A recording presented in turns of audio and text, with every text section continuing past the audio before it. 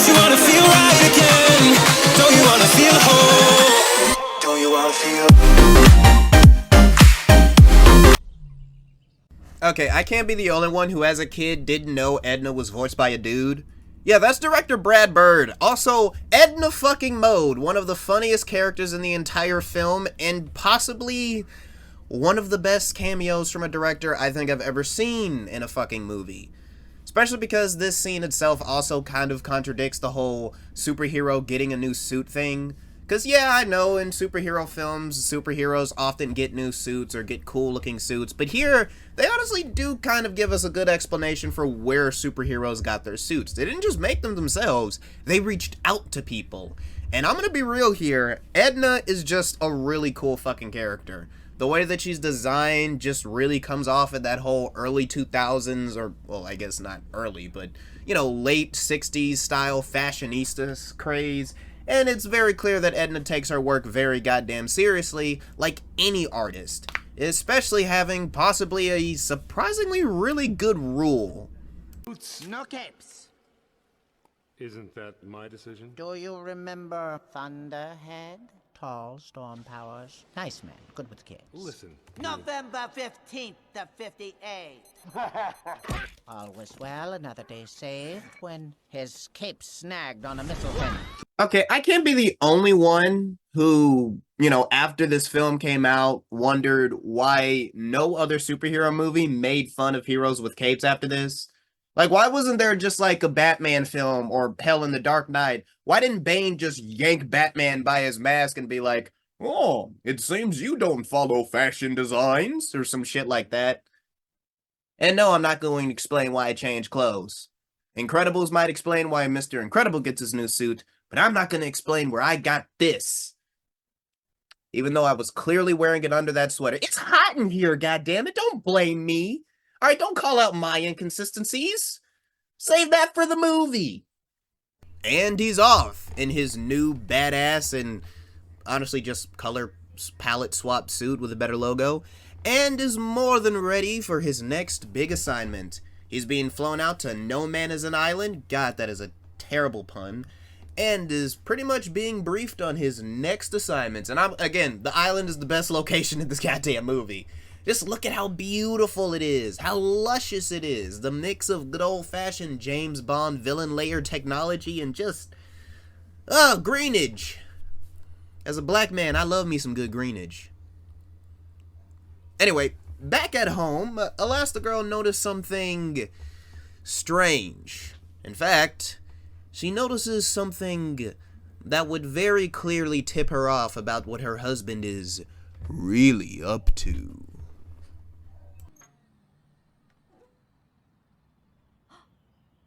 Edna. I'd like to speak to Edna, please. This is Edna. E? This is Helen. Helen who? Helen Parr? You know, Elastigirl. Darling, it's been such a long time after all these Yes, it's been a while. Listen, there's only one person Bob would trust to patch a super suit, and that's you, E. Yes.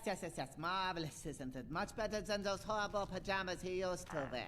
Huh? Well, all finished. When are you coming to see? Look, I'm calling Don't about... make me beg, darling. I won't do it, you know. Beg? No, I'm calling about suit, about Bob's suit. I'm calling about Bob's suit. Come in 1 hour, darling. I insist, okay? Okay, goodbye. This is suspicious, this is suspicious, this is suspicious, this is suspicious, very suspicious, very, very suspicious, very suspicious, very suspicious. Now that shit's suspicious, very fucking suspicious. This is suspicious, very, very suspicious. Holy shit, suspicious, literally it's suspicious. Spelling out suspicious, fucking suspicious. Jesus Christ, suspicious, oh my god, it's suspicious. Holy shit! It's bigger! It's badder! Ladies and gentlemen, it's too much for Mr. Incredible! Whoa! It's finally ready! You know, I went through quite a few supers to get it worthy to fight you, but man, it wasn't good enough! After you trashed the last one, I had to make some major modifications. Sure, it was difficult, but you are worth it. I mean, after all, I am your biggest fan. Buddy? My name is not Buddy! And it's not Incrediboy either! Well, Jesus! The daddy issues are strong with this one. Seriously, listen to some of this shit and tell me he ain't got no daddy issues. It's cool, huh? 0 point energy. Yeah, I save the best inventions for myself. Am I good enough now? Who's super now? I'm Syndrome, your nemesis at it. Oh, brilliant. Daddy issues! Okay, but in all seriousness, yeah, this dude fucks up Mr. Incredible. Like, Jesus Christ, he fucks the boy up badly. And honestly, I only have really one nitpick, and that's I really hope the second robot fight scene went on a little longer. You know, like, try to see if Mr. Incredible could try and fight it off a little bit. But you know what? Fuck it. It's a great scene, and it reintroduces Syndrome, who is an amazing villain. So yeah, Mr. Incredible ends up getting, you know, kind of fubbernucked, and has to hide under the bones of another fallen soldier. Super. Yeah, superheroes are basically soldiers. So Helen's suspicions finally get confirmed as, well, obviously, she goes over to Edna's house to see what the hell's been going on. And I'm gonna be real here, I love this scene. I really love that the reason Edna had made more super suits was solely because she just couldn't stop creating. She just got that little creative bug and just couldn't stop going. Like, that's what true artists do. Like, if you get the bug to keep drawing or to keep making something, you just don't stop, can't stop, and you'll do it again. Oh, it reminds me of when I was in middle school and I made My Little Pony characters. I mean, shit, Transformers! I made Transformers! Yeah, those things are too complicated to draw. Moving on, I also do want to go over the fact that the way Edna talks about each of these individual suits is just really fucking great.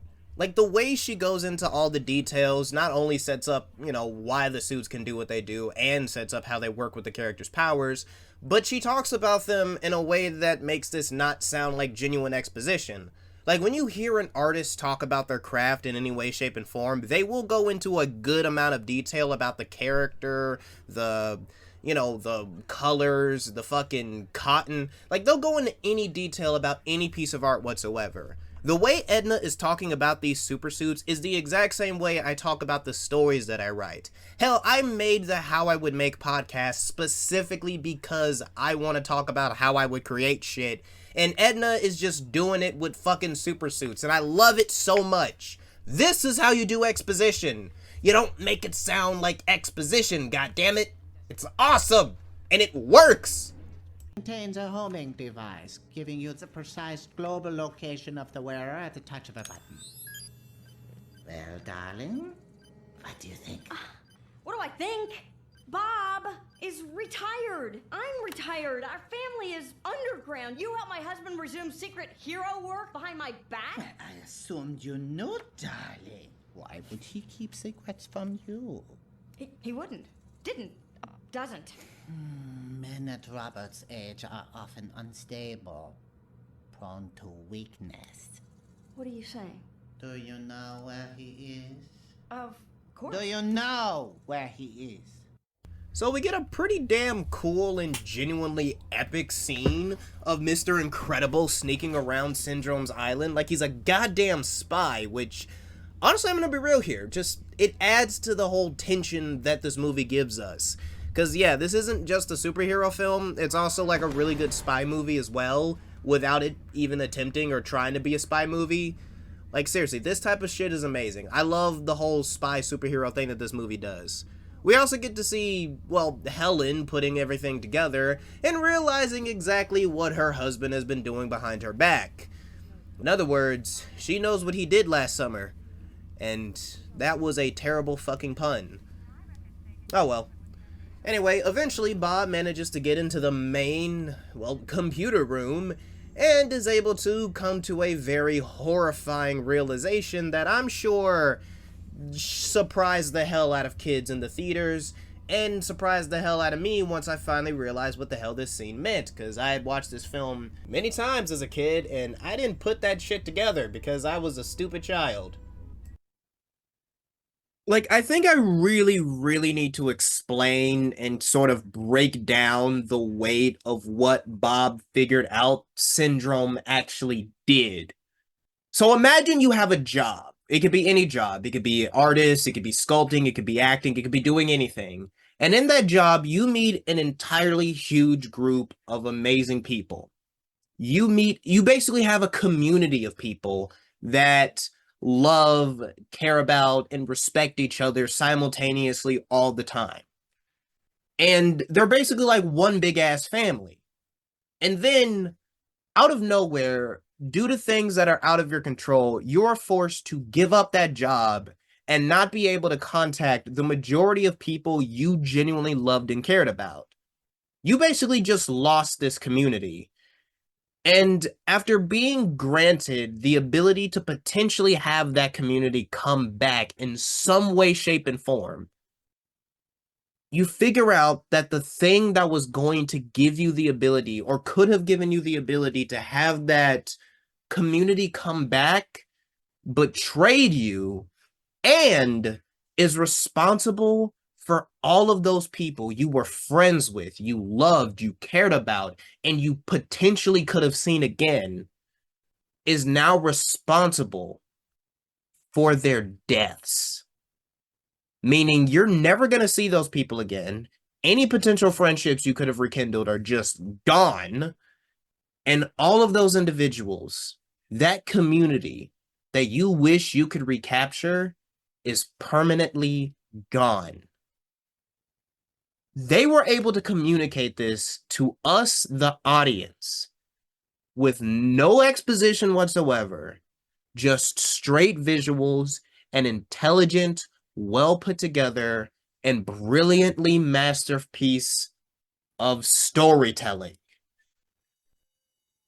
And people say kids' films shouldn't be taken seriously. Well, Brad Bird, every time he's allowed to direct anything, is able to prove time and time again that animation is a medium, not a genre. I repeat, animation is a media, not a genre.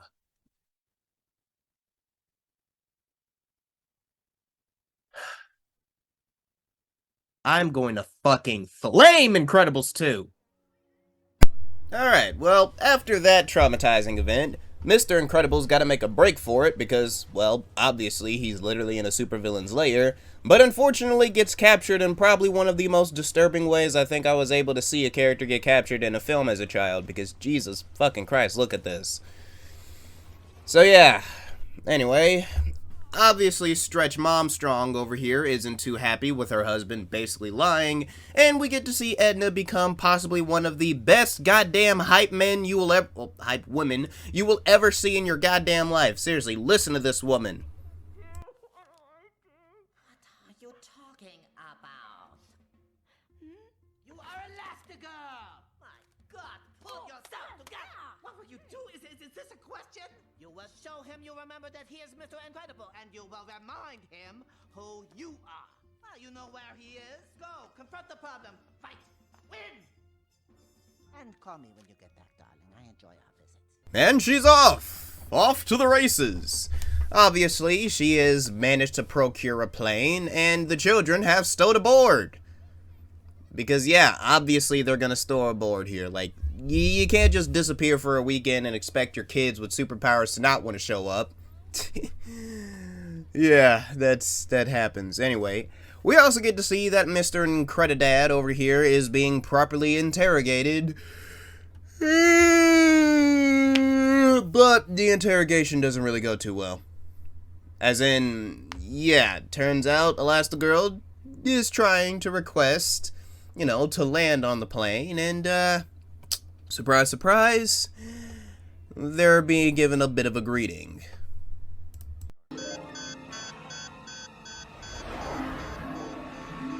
India Golf 909 transmitting in the blind guard. Disengage, repeat,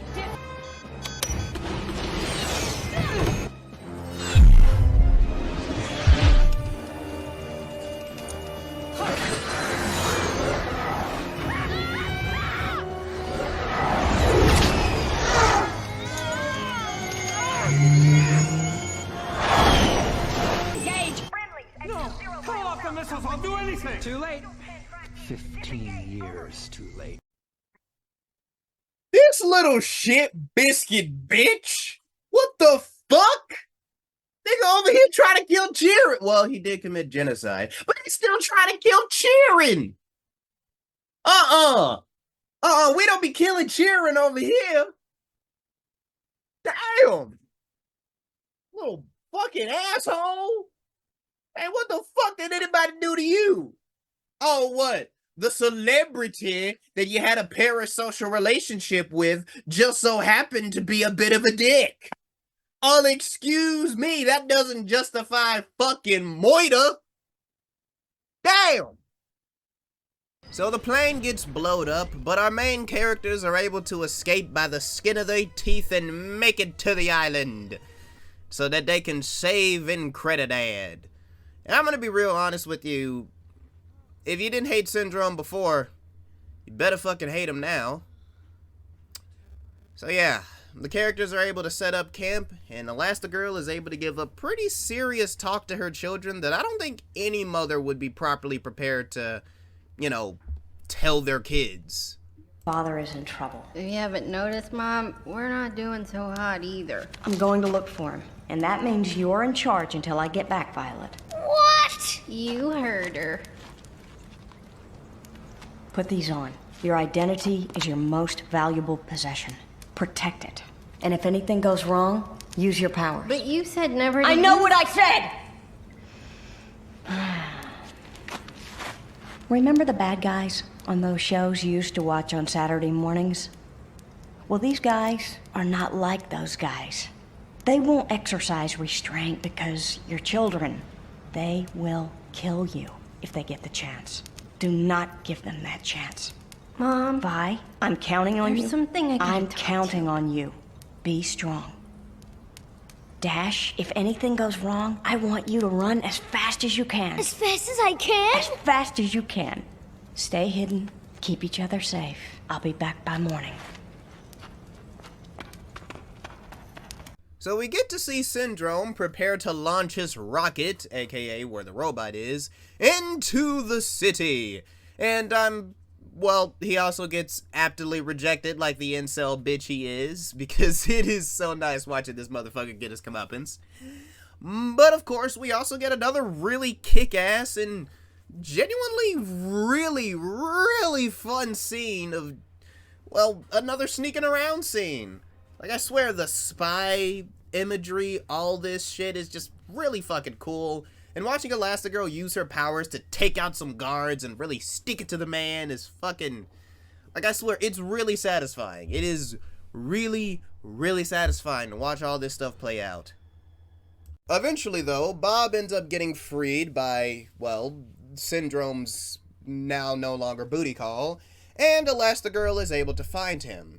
Only to figure out that the kids just so happen to set off the alarm, and, okay, I'm sorry, I can't really skip this, but, like, I really love this moment between Elastigirl and Incredible. It's fucking, it's really fucking hilarious. How could I betray the perfect woman? Oh, you're referring to me now? Where are the kids? They might have triggered the alert. What? Security's been sent into the jungle. You'd better get going. Now our kids are in danger? Hey, if you suspected danger, why'd you bring I them? didn't bring them. They stowed away, and I don't think you're striking the proper tone here. Minus the comedy, the cheering be in danger. And of course, we end up getting into what I see as the... I don't know, like, it's the penultimate best action scene in the film, simply because, just look at this shit. Like, it is fucking amazing. I consider this scene to be called the 1,000-yard dash scene, because it's literally the first time this kid is able to really stretch his legs, and everything he does here is, it feels kind of like an origin movie scene where the hero finally discovers their powers and starts testing them out. Yeah, they're able to do all of that in this scene, and it's just really fucking cool. Especially because he's able to pull it back around town and save his sister from getting shot. So, yeah, that's cool. But seriously, everything about this scene works really well. The way he takes out the bad guys, the way he runs on fucking water. It is all so damn beautiful. I should have told you I was fired, I admit it. But I didn't want you to worry. You don't want me to worry. And now we're running for our lives through some godforsaken jungle? You keep trying to pick a fight, but I'm still just happy you're alive. I mean, honestly, between you and me, Mr. Incredible got his priorities straight. I'm loving his attitude right now. The Incredibles finally reunite, however, in a very wholesome and loving display of affection. And of course, they gotta protect each other. They start fighting like an actual superhero team. And I swear, this scene would definitely be the best action scene in the entire film, if not for the fact that he gets cut short by this little faggot retard. And I can say that because I'm bisexual and I'm on the autism spectrum. Jesus Christ, I can use all the slurs. I'm black too. This is fun. Oh yeah, the movie's got. I gotta keep reviewing the movie. Chip's unique design suggests there were no. Huh? Oh, come on! You gotta admit this is cool! Just like a movie! The robot will emerge dramatically, do some damage, throw in some screaming people, and just when all hope is lost, Syndrome will save the day! That was his plan? That was his plan. Yeah, I know this character was made to be hated, but Jesus fucking Christ, that was his plan. This motherfucker is a goddamn, like, he's a billionaire. He has his own private island, he's got a fuck ton of henchmen, he can build giant-ass robots, and he has the capabilities of luring and bringing superheroes to said island. A part of me is pissed off that the Incredibles fandom isn't big enough to where they can have a shit ton of fan comics, because I know for a fact that someone out there has to make like a fucking alternate universe story where Syndrome just decides to be this universe's Nick Fury, where he secretly recruits superheroes, you know, pays them, gives them a fuck ton of gadgets, and just lets them be vigilantes. Like, they go to other countries and take down corrupt governments and shit. Like, they actually fight off against supervillains that are in hiding or something. Like, they go out of their way, like, because that would be awesome, you know? But no, this little big baby bitch had to go and do the stupid thing and commit genocide. And it's not like his plan isn't foolproof. But here's the thing. I know why he doesn't just up and do this, because then there wouldn't be a movie, but couldn't Syndrome just kill the Incredibles now instead of monologuing? I mean, the film made fun of it earlier. Twice. Yet this dumbass thinks, oh, they're captured, they're not gonna kick my ass in the future, I'm perfectly fine. The dipshit. So of course, after a heartfelt apology, the Incrediboys are able to escape. And they're able to make their way out of Syndrome's lair by commandeering one of his rockets after, again, a pretty damn funny conversation. But when Syndrome actually makes it to the city and tries to fight the Omnidroid, well, this dumbass shit happens. Someone needs to teach this hunk of metal a few manners! Ha ha!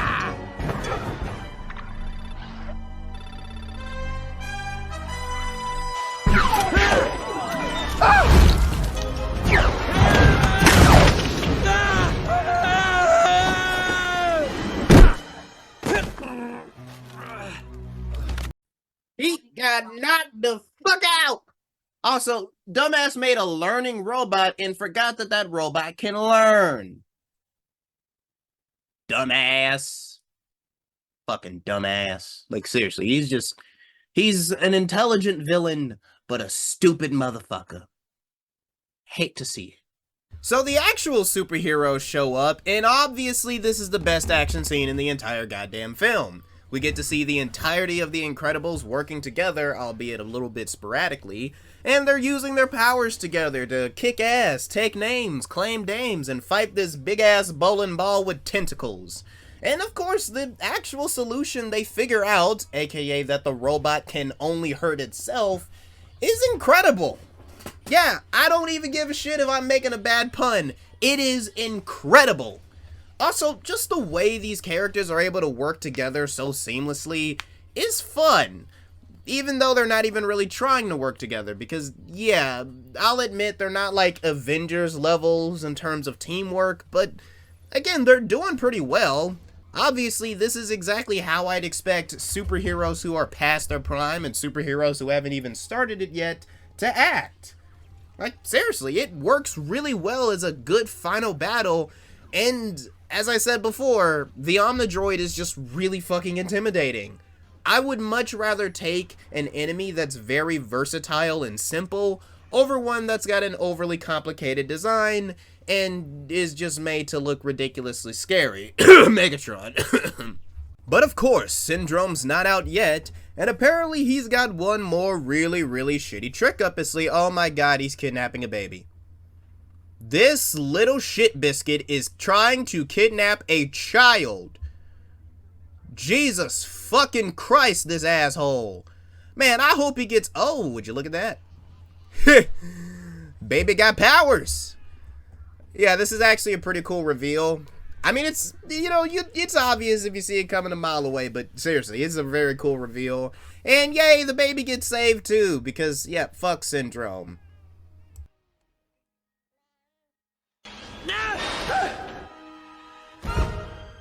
This isn't the end of it! I will get your son eventually! I'll get your son! Oh, no.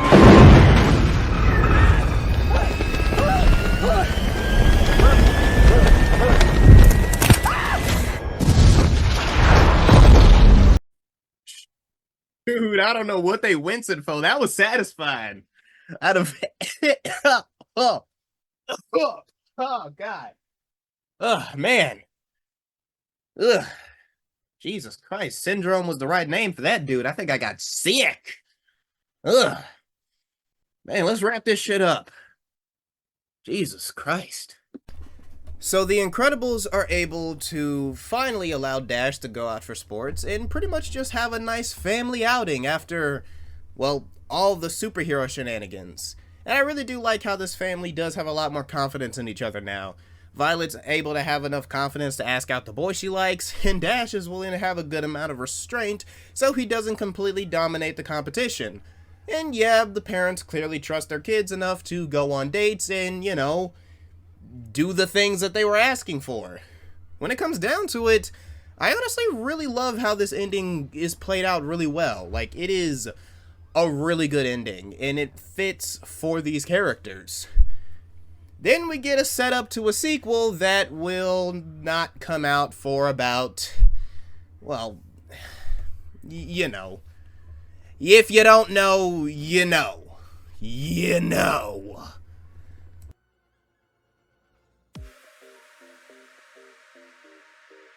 That was The Incredibles.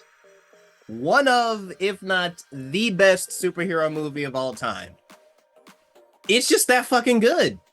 Seriously, the characters are well written, the action is well directed, the animation is still good even to this day. Like, seriously, I know this movie hasn't aged that well because rendering technology and all that, but honestly, I'd love to see this movie re-rendered. Like, I would love to see a re-rendered version of the original Incredibles, because that's all they really gotta do. Re-render it, or just use the new character models. Like, that's all they gotta do. Literally, the only issues I actually have with this movie are nitpicks.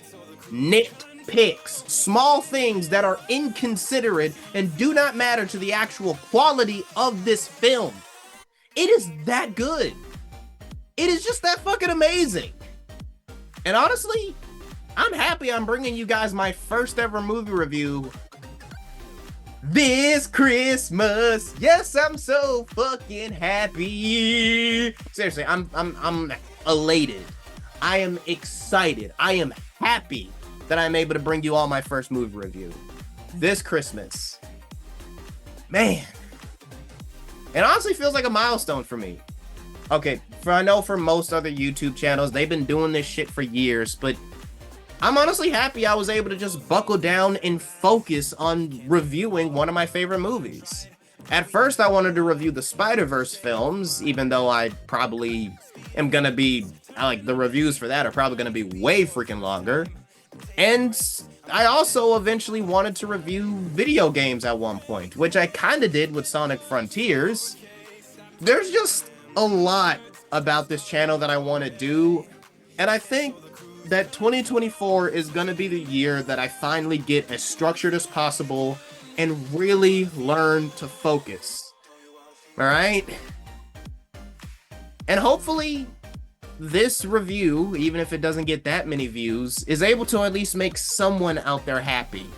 Whether it be happy for me, happy that I'm reviewing their favorite movie, or happy that The Incredibles is finally getting one of these cool dissection style videos. Like, I'm surprised no YouTuber has ever truly given The Incredibles a full-fledged breakdown video the same way that they'd review other films. Even the Nostalgia Critic hasn't done that, so yeah. With all that being said, thank you all so much for watching my first ever movie review, and I just want to let you all know, everything I say, everything I sing, and everything I play, I do it for love. Speaking of which, the album dropping next year. I've been working too damn hard on this thing for it to not drop early next year, so look out. Bye, guys. Don't you wanna feel right again?